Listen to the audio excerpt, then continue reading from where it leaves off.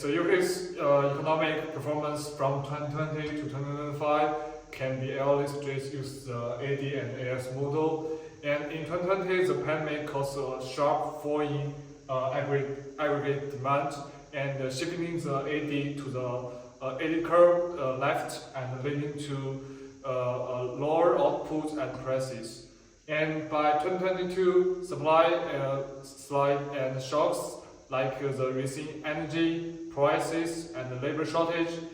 shift the SRAS, like the short-run aggregate supply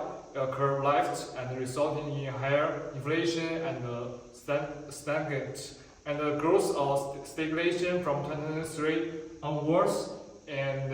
demand began to recover and show a gradual downward shift the AD curve, but the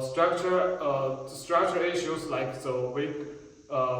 confidence and the trade fragmentation limitation growth overall, the UK faced both demand and supply shocks, showing its return to full economic potential.